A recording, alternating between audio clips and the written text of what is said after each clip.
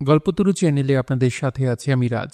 পড়ছিলাম হুমায়ুন আহমেদের উপন্যাস নলিনী বাবু বিএসসি। পড়ছি এর তৃতীয় পর্ব। মাইক্রোবাস যাচ্ছে, কিন্তু যাচ্ছেটা কোথায়? আমার কাছে কোনো ঠিকানা নেই। নলিনীবাবুর কাছ থেকে জানি তার স্কুলের নাম নীলগঞ্জ গার্লস হাই স্কুল। তার বাবা শ্রীকান্ত ভট্টাচার্য ময়মনসিংহ থেকে নীলগঞ্জ আসতেন, কাজেই জায়গাটা ময়মনসিংহ জেলায়।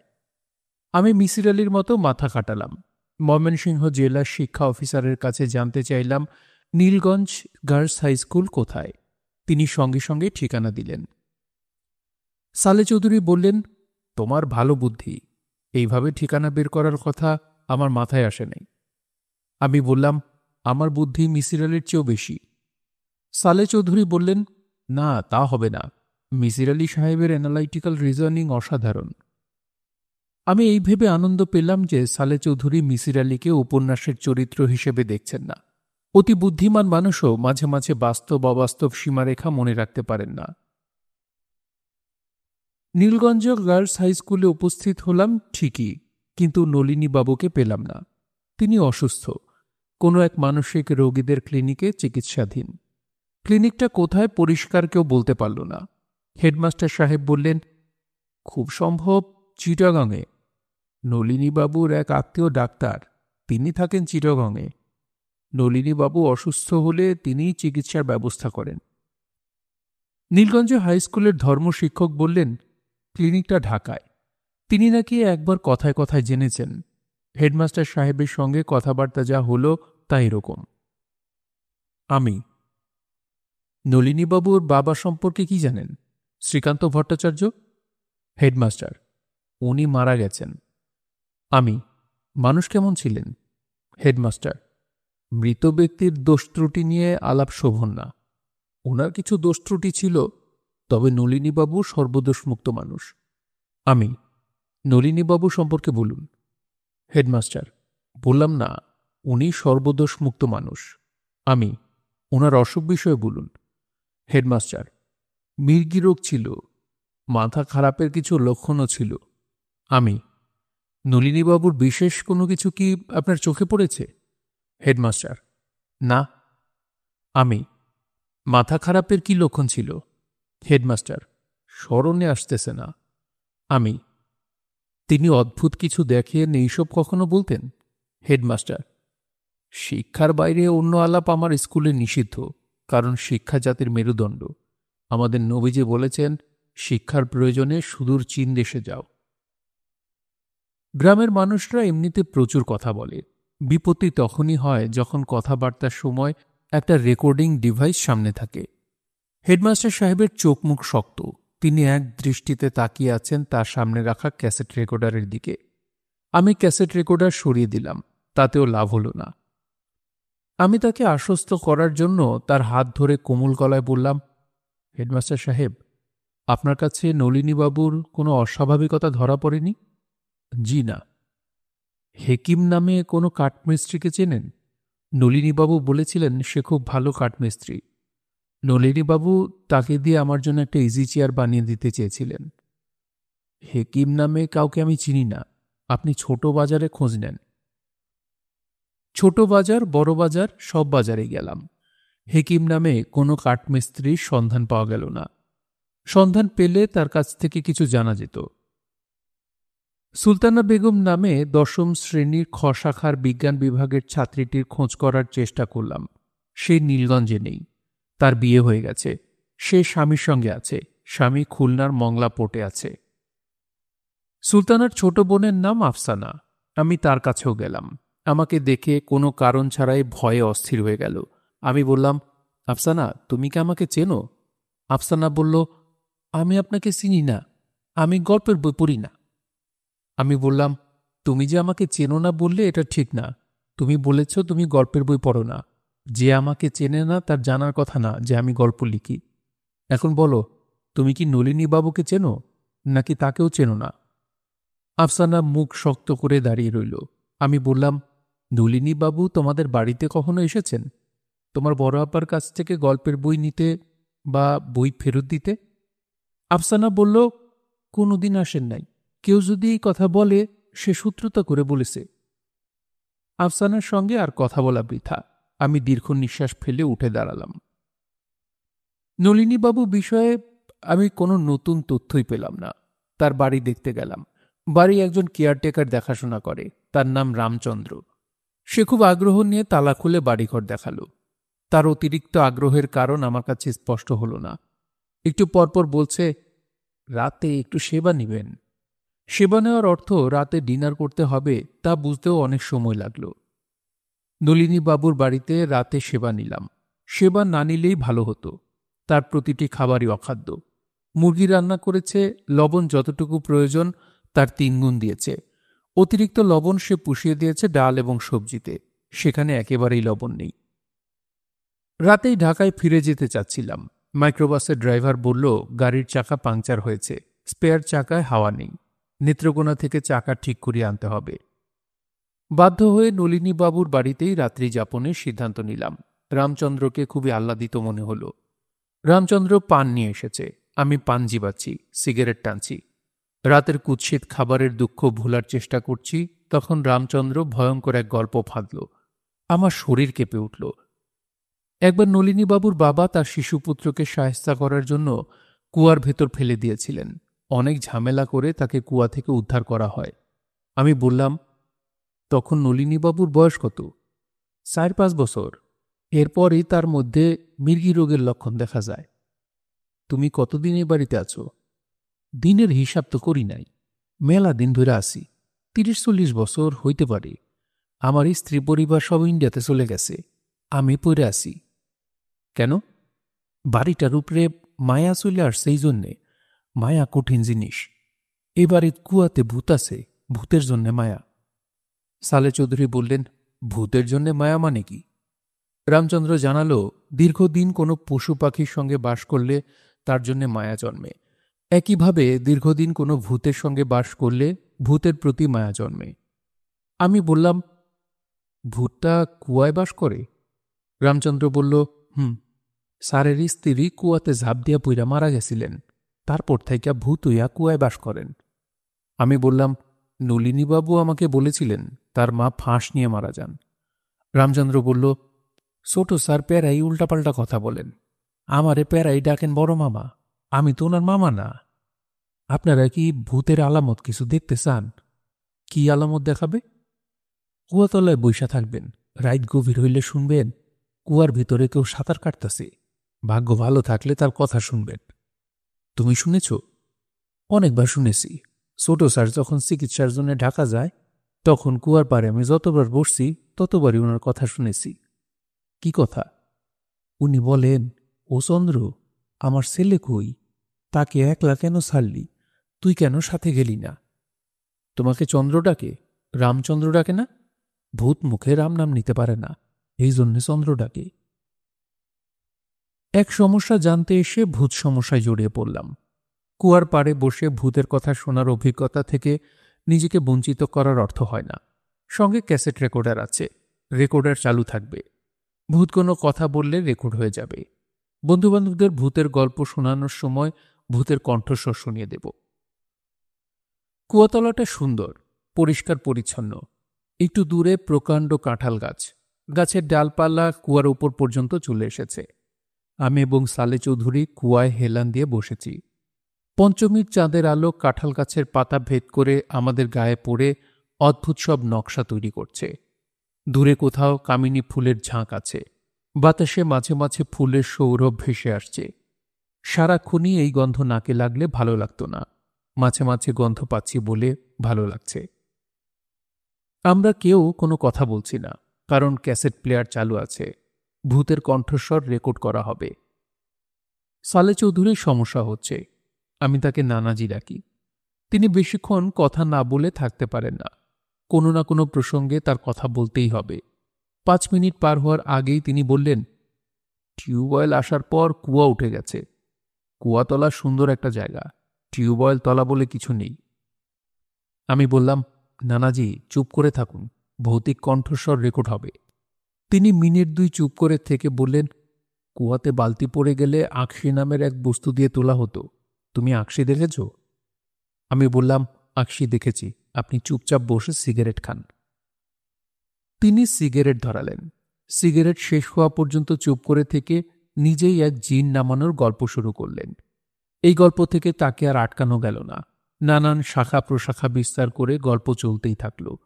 জিন থেকে কিভাবে কিভাবে মুক্তিযুদ্ধের গল্পে চলে এলেন, যুদ্ধ করতে গিয়ে কি বিপদে পড়েছেন, মিলিটারির তাড়া খেয়ে কিভাবে ঝাঁপ দিয়ে নদীতে পড়েছেন, এইসব গল্প শুরু হয়ে গেল। আমি জানি এখন আর তাকে থামানো যাবে না। হতাশ হয়ে ক্যাসেট প্লেয়ার বন্ধ করে দিলাম। নীলগঞ্জ থেকে খালি হাতে ফেরার কথা ছিল। খালি হাতে ফিরলাম না। হলুদ প্লাস্টিকের মলার দেয়া একটা ডায়েরি নিয়ে ফিরলাম। ডায়েরি পাবার গল্প করা যেতে পারে। রাতে আমাদের দুজনের থাকার জায়গা হলো দোতলা ঘরে। প্রাচীন আমলের বড় কালো রঙের খাটে দুজনের শোবার ব্যবস্থা। রামচন্দ্র সব গুছিয়ে রেখেছে, ধোয়া চাদর, পরিষ্কার বালিশ, কোলবালিশ। নানাজি বললেন, ভালো ব্যবস্থা, আরাম করে ঘুম দেয়া যাবে। কিন্তু তিনি ঘুমের দিকে মোটেই গেলেন না। আয়োজন করে মুক্তিযুদ্ধের এক অপারেশনের গল্প শুরু করলেন।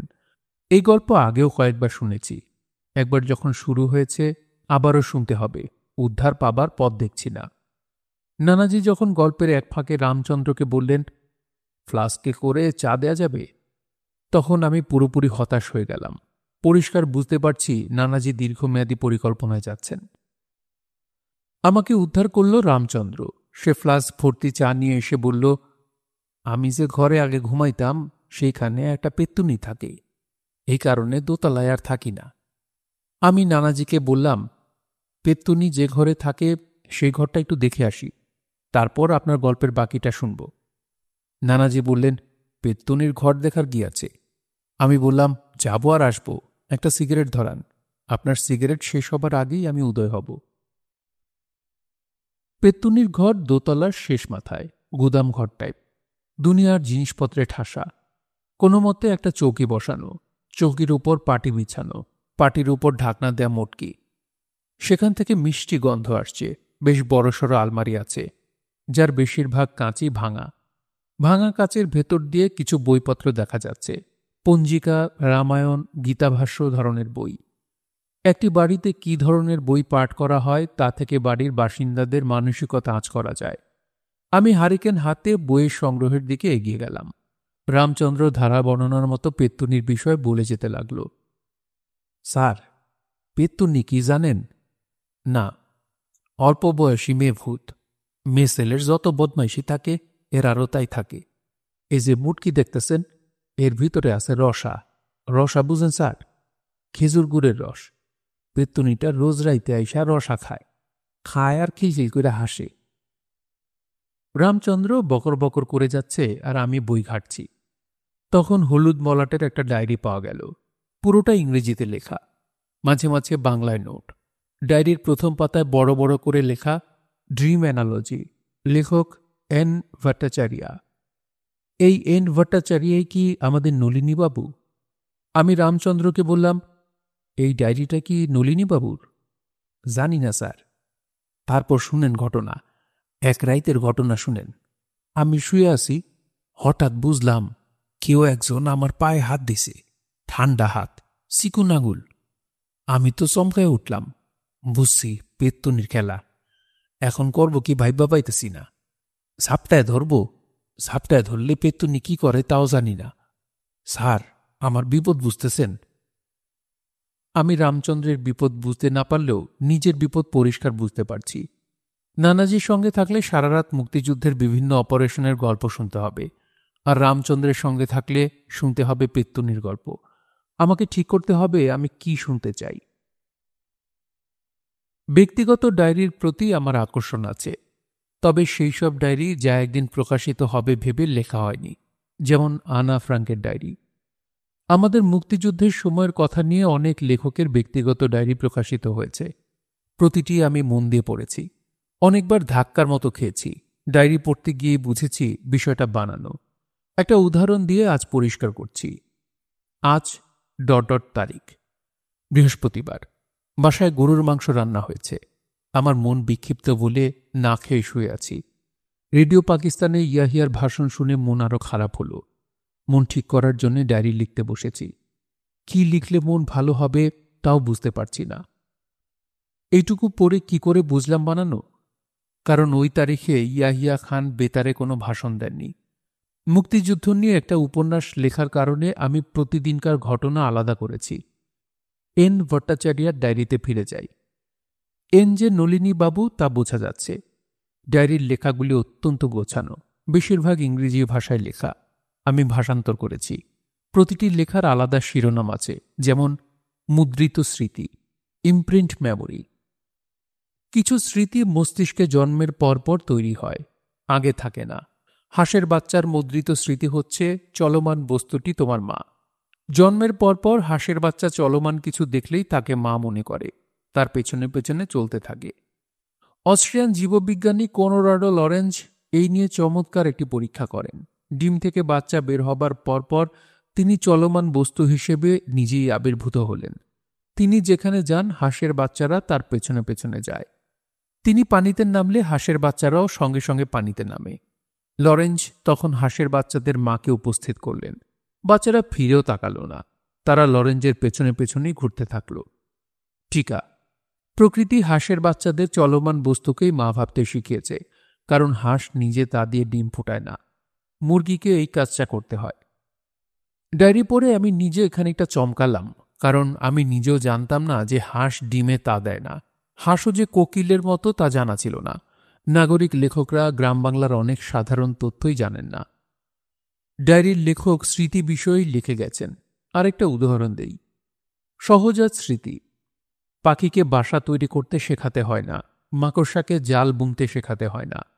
এইমাত্র ডিম ফুটে বের হয়েছে মুরগির ছানারা তাদের গায়ে বা আশপাশে উড়ন্ত শিকারী চিলের ছায়া দেখলে ভয়ে চেঁচাতে থাকে, অথচ তাদেরকে কেউ শিখিয়ে দেয়নি শিকারী চিলের ছায়া কেমন। টিকা: অতি উন্নত মস্তিষ্ক হল মানব মস্তিষ্ক। এই মস্তিষ্কের কি সহজাত বা মুদ্রিত স্মৃতি আছে? আমার ধারণা নেই। মানুষের সব স্মৃতিই অর্জিত স্মৃতি।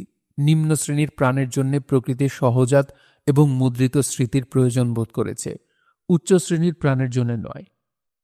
টিকা 2: জোহানেস স্মিথ। এই বিজ্ঞানী ইল মাছের সহজাত স্মৃতি প্রথম আবিষ্কার করেন।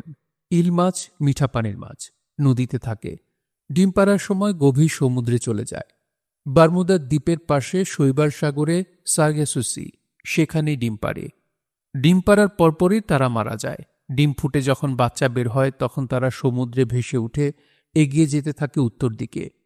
কিছুদূর যাবার পর ওরা দুদলে ভাগ হয়ে যায়। একদল যেতে থাকে উত্তর আমেরিকার দিকে, কারণ তাদের মায়েরা এসেছিল উত্তর আমেরিকা থেকে। আরেক দল যেতে থাকে ইউরোপের দিকে, কারণ তাদের মায়েরা এসেছিল ইউরোপের থেকে। তারা নদী নালায় বড় হতে থাকে।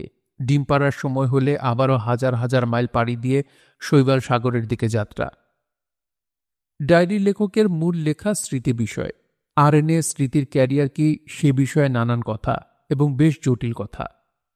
কয়েক জায়গায় দেখলাম ভবিষ্যদ্বক্তা নস্ট্রাডেমাসের নাম। ইনি 500 বছর আগে ফ্রান্সে জন্মেছিলেন।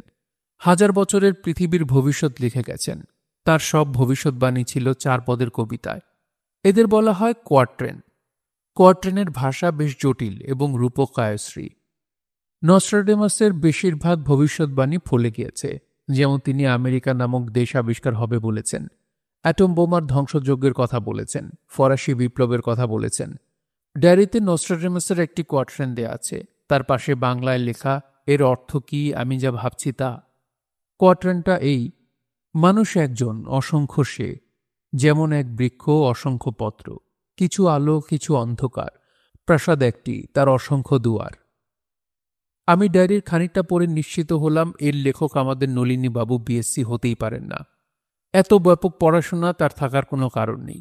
যিনি সব লেখকের একটি মাত্র বই পড়েন তার পাঠ্যাভ্যাস নেই। গ্রামের একজন স্কুল শিক্ষকের হাতের কাছে বইপত্র থাকে না। ডায়েরি নলিনীবাবুর লেখা না অন্য কোনো মানুষের লেখা, এই তথ্য যে অতি সহজেই প্রমাণ করা যায় তা আমার মাথায় অনেক দিন আসেনি। আমাদের মস্তিষ্ক রহস্য সমাধানে সহজ পথে যেতে চায় না। মস্তিষ্ক নিজে জটিল বলে খুঁজে জটিল পথ। আমার কাছে নলিনীবাবুর হাতের লেখা সংস্কৃত শ্লোকের খাতা আছে। খাতার লেখা এবং ডায়েরির বাংলা লেখা মিলিয়ে দেখলেই রহস্যের সমাধান হয়। খাতার লেখা এবং ডায়েরির লেখা মিলিয়ে দেখলাম। হস্তাক্ষর বিশেষজ্ঞ না হলেও যে কেউ বলবে একই হাতের লেখা। স্কুল শিক্ষক নলিনী বাবুই জটিল সব তথ্য লিখেছেন এবং ডায়েরিতে সংস্কৃতি শ্লোকও আছে। একটাই শ্লোক, জটিল প্রসঙ্গে শেষের শ্লোকটা লেখা, ন হি সর্ববিদ সর্বে। আমি সংস্কৃত জানি না বলে এর অর্থ উদ্ধার করতে পারলাম না। মিসির আলি সাহেব নামে বাস্তবে কেউ থাকলে তিনি সঙ্গে সঙ্গে সংস্কৃত জানে এমন কারোর সঙ্গে যোগাযোগ করতেন। আমি একজনের সঙ্গে যোগাযোগ করলাম, জয়ন্ত চট্টোপাধ্যায়, অভিনেতা এবং আবৃত্তিকার। অনেক সংস্কৃত শ্লোক ওনার মুখস্থ, তিনি হয়তো ওই শ্লোকের অর্থ জানবেন। জয়ন্ত চট্টোপাধ্যায় বললেন, জীবনে প্রথম শুনলাম, অর্থ কি জানি না। ডায়েরি নিয়ে গবেষণার ইতি টানতে হলো। ডায়েরির পেছনে সময় নষ্ট করা কোনো কাজের কথা না। নানান কাজকর্মে ব্যস্ত হয়ে পড়লাম। মাঝে মাঝে নিজের মনেই উচ্চস্বরে বলি, ন হি সর্ববিদ সর্বে। আশেপাশে কেউ থাকলে চমকে ওঠে। কি বললেন? আমি উত্তরে বলি, কি বলেছি নিজেই জানি না। সব মানুষের জীবনেই ছোটখাটো বিস্ময়কর ঘটনা ঘটে। তারা সাময়িকভাবে বিস্মিত হয়, কিন্তু অতি দ্রুত ভুলে যায়। আমার জীবনে ছোট একটা বিস্ময়কর ঘটনা ঘটল। আমি নুহাসপল্লীতে, আষাঢ় মাস, ঝুম বৃষ্টি হচ্ছে। আমি আছি বৃষ্টিবিলাসে। বৃষ্টিবিলাস ঘরের চাল টিনের। টিনের চালে বৃষ্টির শব্দ শোনার জন্যে আমি বৃষ্টিবিলাসে এসেছি। প্রশস্ত বারান্দায় বসে আছি। সামনে চায়ের কাপ। কাপে চুমুক দিচ্ছি না, কারণ সিগারেট নেই। সিগারেট ধরিয়ে চায়ে চুমুক দেওয়া হবে। একজন সিগারেট আনতে গেছে। আমি অভ্যাস মতো হঠাৎ বললাম, ন হি সর্ববিদ সর্বে। বিস্ময়কর ঘটনাটি তখন ঘটল। আমার হঠাৎ মনে হল, এই শ্লোকের অর্থ সকলেই সকল বিষয় জানে না। আশ্চর্য ব্যাপার, এই অর্থ আমার মাথায় কেন এসেছে? এইটি কি আসল অর্থ? সিগারেট চলে এসেছে। সিগারেট ধরিয়ে চায়ে চুমুক দিয়েছি। তখন মোবাইল ফোন সেটে জয়ন্ত টেলিফোন করলেন। আমি ফোন ধরলাম। জয়ন্ত বললেন, আপনি একটা সংস্কৃত শ্লোকের অর্থ জানতে চেয়েছেন। অর্থটা পেয়েছি, বলবো? আমি বললাম, আমিও অর্থ পেয়েছি। আমারটা আগে শুনে দেখুন অর্থ ঠিক আছে কিনা। সকলেই সকল বিষয় জানে না। জয়ন্ত বললেন, এইটাই অর্থ, নহি হচ্ছে না। আমি এই শ্লোকের অর্থ টেলিপ্যাথির মাধ্যমে পেয়েছি। জয়ন্ত শ্লোকের অর্থ জেনেছেন, আমাকে জানাতে চেয়েছেন। সঙ্গে সঙ্গে আমি জেনে গেছি। এন্টেঙ্গেলমেন্ট থিওরি, তার মানে কি এই, আমরা সবাই একে অপরের সঙ্গে যুক্ত, কিন্তু আমরা তা জানি না। যুক্ত হবার আকাঙ্ক্ষা থেকেই আধুনিক প্রযুক্তি মোবাইল ফোন সেট এসেছে। আমরা সবাই যে একে অপরের সঙ্গে যুক্ত, তার একটা গল্প বলার লোভ সামলাতে পারছি না। গল্পটা বলেই আমি নলিনীবাবু বিএসসির মূল গল্পে চলে যাব। আমি তখন সবেমাত্র ঢাকা বিশ্ববিদ্যালয়ের কেমিস্ট্রি লেকচারার হিসেবে যোগ দিয়েছি। রসায়ন বিভাগ আমাকে পাঠিয়েছে দিল্লি বিশ্ববিদ্যালয়ে। 7 দিনের একটা কর্মশালা। বিষয় নিজস্ব প্রযুক্তিতে কম দামে বৈজ্ঞানিক যন্ত্রপাতি তৈরি। কর্মশালা শেষ করেছি, দেশে ফিরব। এয়ারপোর্টে অপেক্ষা করছি। আমার বিমানের টিকিট। সামান্য যে টাকা সঙ্গে আছে তা দিয়ে এয়ারপোর্টের বুক স্টল থেকে বই কিনলাম। বাচ্চাদের জন্য 1 প্যাকেট চকলেট কিনলাম। রাত 3টায় বিমান এলো। আমার কনফার্ম করা টিকিট। আমাকে বলা হলো, বিমান ইউরোপ থেকে যাত্রী বোঝাই হয়ে এসেছে, আপনাকে নেওয়া যাবে না। আমি হতভম্ব হয়ে বললাম, আমি দেশে ফিরব কিভাবে? পরের ফ্লাইটে ফিরবেন। পরের ফ্লাইট কখন? 1 সপ্তাহ পর। আমি হতাশ গলায় বললাম, ভাই, আমার কাছে একটা পয়সা নাই। 1 সপ্তাহ আমি কোথায় থাকব, কি খাবো? বিমানের ম্যানেজার কঠিন মুখ করে বললেন, সেটা তো আমরা জানি না। বিমান আমাকে ফেলে রেখে চলে গেল। কি ভয়ঙ্কর বিপদে যে পড়লাম তার বিবরণ দিতে চাচ্ছি না। পাঠক নিশ্চয় কল্পনা করতে পারছেন। আমি যে মহা বিপদে পড়েছি সেই খবর আমার মায়ের জানার কোনোই কারণ নেই। তিনি ঘুমাচ্ছিলেন। ঘুম ভেঙে জেগে উঠলেন। অন্যদের ডেকে তুলে বললেন, আমার ছেলে মহা বিপদে পড়েছে। কি বিপদ আমি জানি না, কিন্তু সে বিরাট বিপদে আছে এটা জানি। আমি খুবই পেরেশান। আমার মা ছেলের বিপদের কথা কিভাবে জানলেন? আমরা একে অপরের সঙ্গে যুক্ত বলেই জানলেন। ব্যক্তিগত প্রসঙ্গ থাকুক, গল্পে ফিরে যাই। শ্লোকের অর্থ জানার পর আষাঢ় মাসের সেই রাতে নলিনীবাবুর কথা আমার বিশেষভাবে মনে পড়ল। আমি সিদ্ধান্ত নিলাম নলিনীবাবুকে খুঁজে বের করব। খুঁজে বের করার প্রক্রিয়া খুবই জটিল হওয়ার কথা না। মানসিক রোগীদের চিকিৎসা করা হয় এমন কোনো একটা ক্লিনিকে তিনি আছেন।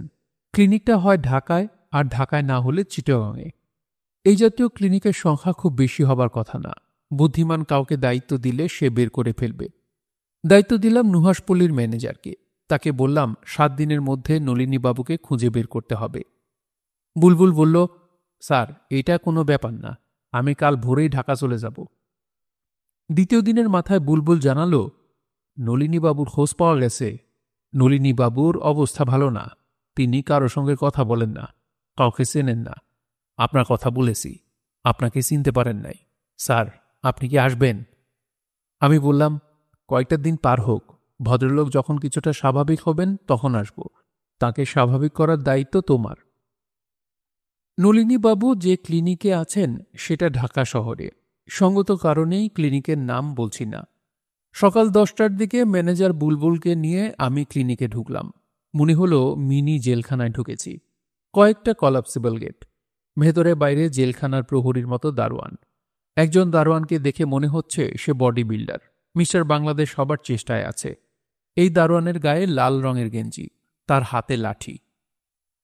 ক্লিনিকের প্রধান, ধরা যাক তার নাম আলিফ, ডক্টর আলিফ, অতি কৃষকায় মানুষ। মুখের তুলনায় বেমানান গোঁফ রেখেছেন। কলপ দেয়া মাথার চুল চকচক করছে। গোঁফে কলপ দেওয়া হয়নি, তবে মেহেদি দেয়া হয়েছে। গোঁফ লাল সাদা। তার চোখে সোনালি ফ্রেমের চশমা। তার প্রধান কাজ চশমাটা খানিকটা নাকের সামনে এগিয়ে আনা এবং পেছানো। ভদ্রলোককে আমার মানসিক রোগী বলে মনে হলো।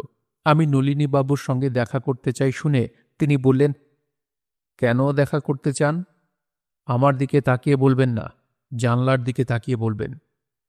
আমি বললাম, নলিনীবাবু আমার পরিচিত, রোগীর সঙ্গে দেখা করার নিয়ম নিশ্চয়ই আছে। নিয়ম নাই? নিয়ম নাই মানে? কেউ তার সঙ্গে দেখা করতে পারবে না? না। কারণটা ব্যাখ্যা করবেন?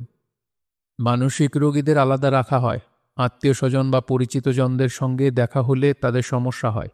তাদের যে আলাদা করা হচ্ছে এটাও চিকিৎসার একটা অংশ। আমি বললাম, ভাই, আমি 5 মিনিট থেকে চলে যাব। ডক্টর আলিফ চশমা আকপিচ করতে করতে বললেন, সম্ভব না, সম্ভব না, সম্ভব না। নলিনীবাবুর যে আত্মীয় চিকিৎসার খরচ দিচ্ছেন তার ঠিকানাটি কি পেতে পারি? না। না কেন? মানসিক রোগী এবং তার আত্মীয় স্বজনদের সব ইনফরমেশন ক্লাসিফাইড। আমি অবাক হয়ে তাকিয়ে আছি। ম্যানেজার বুলবুল আমার কানের কাছে মুখ নিয়ে পিসপিস করে বলল, স্যার, আপনি বাইরে দাঁড়িয়ে একটা সিগারেট খান, আমি ব্যবস্থা করছি। ম্যানেজার কিভাবে কি করলো আমি জানি না। নলিনীবাবুর সঙ্গে দেখা করার অনুমতি পাওয়া গেল। বডি বিল্ডার দারোয়ানকে সঙ্গে নিয়ে আমি নলিনীবাবুর ঘরে ঢুকে হতভম্ব হয়ে গেলাম। রট আয়রনের খাটে নলিনীবাবু বসা, তার 2 হাত খাটের সঙ্গে বাঁধা। তিনি হাঁ করে আছেন। তার মুখ দিয়ে লালা পড়ছে, তার চোখ রক্তবর্ণ। নলিনীবাবুর সামনে মেলামাইনের একটা থালায় 2টা রুটি, একটা বাটিতে খানিকটা ডাল, একটা সিদ্ধ ডিম। ডালের বাটিতে ভন ভন করে মাছি উঠছে। আমি বডি বিল্ডারকে বললাম, মনে হচ্ছে ওনাকে সকালের নাস্তা দেওয়া হয়েছে। হাত বাঁধা অবস্থায় উনি খাবেন কি করে? বডি বিল্ডার বলল, খাওয়া মুখে তুলে দেওয়ার লোক আছে। ইনার হাত বাঁধা কেন? রোগী ভায়োলেন্ট, মারতে আসে, এই জন্যে বাঁধা। রাতে যখন ঘুমান তখনও কি হাত বাঁধা থাকে? রাতে ইঞ্জেকশন দিয়ে ঘুম পাড়ায় দেই, হাত বাঁধার প্রয়োজন পড়ে না। এক ঘুমে রাত পার। কি ইঞ্জেকশন দেন?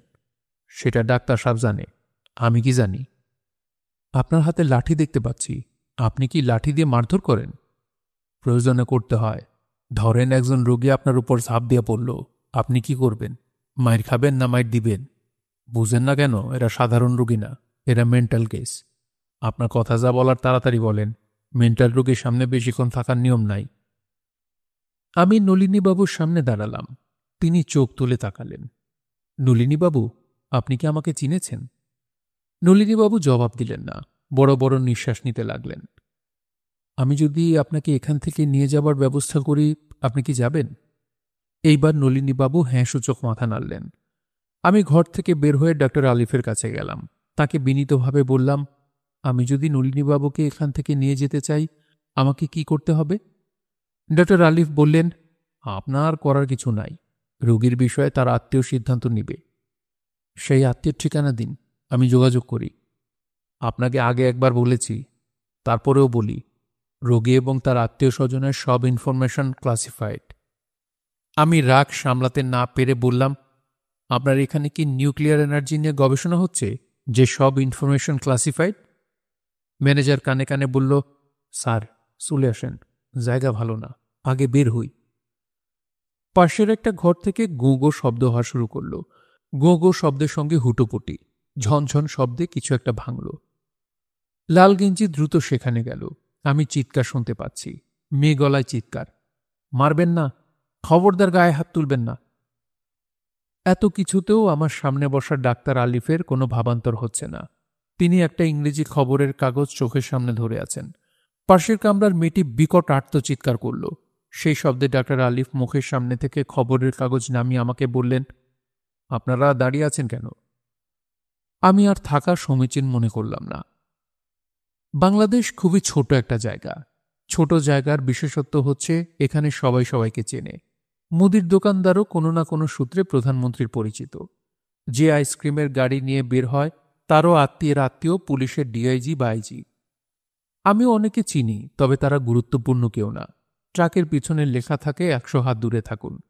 আমি গুরুত্বপূর্ণ মানুষদের ট্রাকের মতো মনে করি, তাদের কাছ থেকে 100 হাত দূরে থাকি। এতে তারাও ভালো থাকেন, আমিও ভালো থাকি। সমস্যা হয় যখন গুরুত্বপূর্ণ কাউকে প্রয়োজন পড়ে। এখন যেমন পড়েছে, নলিনীবাবুকে জেলখানা থেকে উদ্ধার করতে হবে। আমার পক্ষে তা সম্ভব না। গুরুত্বপূর্ণ কাউকে দরকার। পরামর্শের জন্য আমি ধানমন্ডি থানার ওসি কামরুল সাহেবকে খবর পাঠালাম। তিনি একজন শখের অভিনেতা, আমার কিছু নাটকে অভিনয় করেছেন। একই সঙ্গে শখের সম্পাদক। হাতে কিছু টাকা পয়সা জমলে পত্রিকা প্রকাশ করেন। পত্রিকার নাম সোনারং। এই ভদ্রলোক কিছুদিন পর পর আমার কাছে আসেন এবং বিনীত ভঙ্গিতে বলেন, স্যার একটু দোয়া নিতে এসেছি, দোয়া করে দেন। ওসি কামরুল খবর পেয়ে উপস্থিত হলেন এবং বললেন, স্যার কি আদেশ? আমি বললাম, আদেশ না, অনুরোধ। আমার একটা ইনফরমেশনের দরকার।